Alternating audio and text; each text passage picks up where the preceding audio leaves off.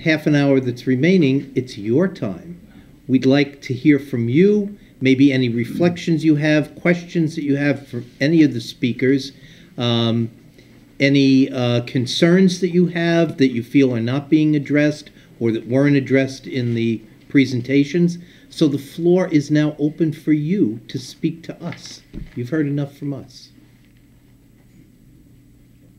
Cedric.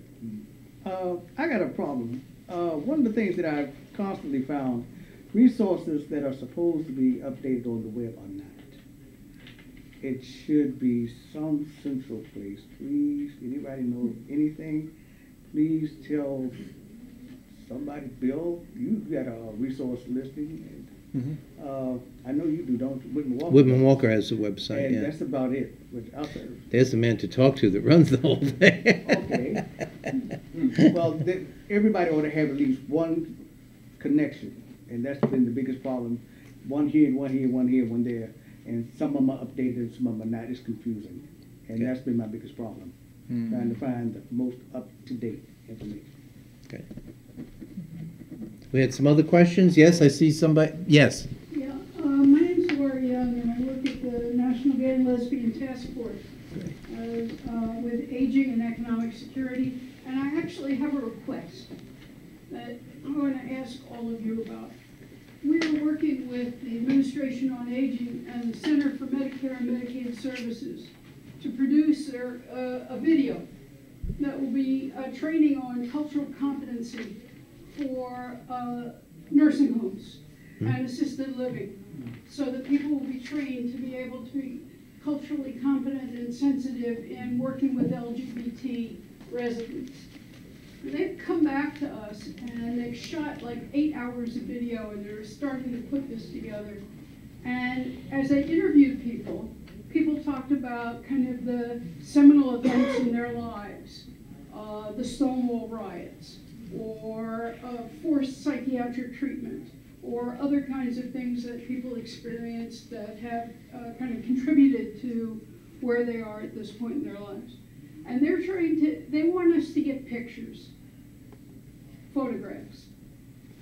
And so I'm throwing out a plea to some of you who may have lived through these periods, might have photographs, that if you have something and you feel like you can contribute it to this effort to train, and this will be viewed by nursing home administrators all over the country. So we have an opportunity to tell people how we want them to treat us. If you can hook up with me, I'll talk to you for a few minutes after tonight's presentation is over and give you contact information. So just out of curiosity, have you checked with Mark Meinke of the Rainbow History Project? I have not, but I will. There's a very good person to contact. Okay. Joe Mark's not doing that anymore. He's not? No. He hasn't done it for a year and a half. Right. Do you know who's doing it? Yes, at this point, Chuck Goldbach is Chuck. president. I stand corrected by Billy Jones. Thank Not you. the first time either. Hey, Billy. Abel. Hey, Bill. Maybe I get you to email me. And Johnson. Corrected 3 times. Speak to Billy and he'll give you that information. Yes, question. We have, sorry. How are most of the senior services paid for? I see Iona charges for some of its services, and you talked about the myriad services that exist in the district. Do you have to have Medicare, Medicaid? Is it private pay? Why don't you talk about Iona? Well, I can speak to Iona. We're a lead agency on aging for the DC Office on Aging. The city is split up by wards among 5 or 6 other lead agencies. And we all have our particular service areas. Iona, our focus is on Ward 3 for programs and services subsidized by the DC Office on Aging. So if you live in our service area of Wards 3, then you're eligible for free case management services, consultation services, things like that. We also serve people living outside of our service area. So if you're outside of our service area, we have fee-for-service case management, consultation services. and those are out of pocket, not covered by Medicare or insurance. We offer psychotherapy services that are paid for by Medicare and other, and we're also a Blue Cross Blue Shield provider. And we have a day program, which is fee for service out of pocket, but also Medicaid will pay for up to 5 days a week in our day program. Medicare does not cover time in a day program, but long-term care insurance does, or most policies do. So that's where we're coming from in terms of payment. Am I correct remembering that the threshold for Medicaid in D.C. is 200% of the federal poverty level? Is that right? I think it is, which means it's pretty low, which means you have to pay $22,000 a year. And that's more generous than many states like Virginia, which is actually less than the federal poverty level. At any rate, but I should mention also that Medicare and Medicaid is a state program with lots of requirements, and Medicare is over 65 and some other things. But what many people don't understand is the Office on Aging offers services to anybody. So if you want a hot lunch, you show up at one of the 20 or 30 feeding sites around town, you get a hot lunch, period. Now, if you want to make a donation, if you feel like you want to, you can do that. But if you don't, no one will ever ask you that you have to do that. If you need transportation to see the doctor, they can arrange that. There's a big waiting list, however. It's one of our problems. And the other thing that I think many people don't understand is we have in almost every ward of the city what's called a wellness center. You have a list of those wellness centers. These are wonderful sites. They have a full-time workout room with all the nautical stuff to do all your exercising. They have a lot of social events. It's driven by the people that go there. So if you go there and you're not doing what you want to have done, make a suggestion to the person that's operating it. This is Ward, we're kind of on the corner of Ward 1 and 2 here, but a new one is opening up over in Ward 6. So those of you that Ward 2 and 6 will probably have to share that one. But it's a wonderful facility, and it's free. One quality thing is you have to be an elder. And by the way, the Office on Aging says you're an elder if you're over 60, not 65. So many of you probably qualify those services without doing a thing right now today. There's still a prevailing myth out there that Whitman-Walker is providing services only to people who are HIV infected. That is not true. We are a full-scale health center at this point. It's Whitman-Walker Health. And we, like most other health centers, take Medicare, Medicaid, many of the private insurances. We provide mental health services. We provide addiction treatment services. We provide all medical services. We even have legal services. And so if you don't go to Courtney, to the D.C. Office on Aging, you can come to us and we can get you hooked up. Let me get you and then Nick. I just had a comment and then a question. I do think that older adults, as Amani is saying, owe a tip of their hat to disability organizations.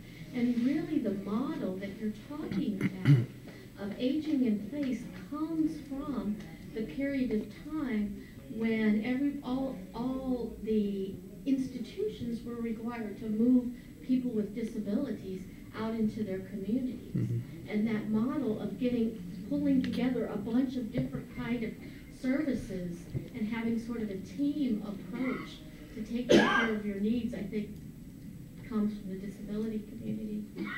And, I have been one of the outest people I've known. I've always felt super comfortable. My wife and I were the first gay foster parents in Texas, predominantly because we were willing to take their first HIV child in the 80s. But it's interesting. My disability has progressed to the point where I now have what is called in the disability community a PCA, which is a personal care assistant. And they do, for me, some very intimate tasks that I need help with. And for the first time, I have balked about being open.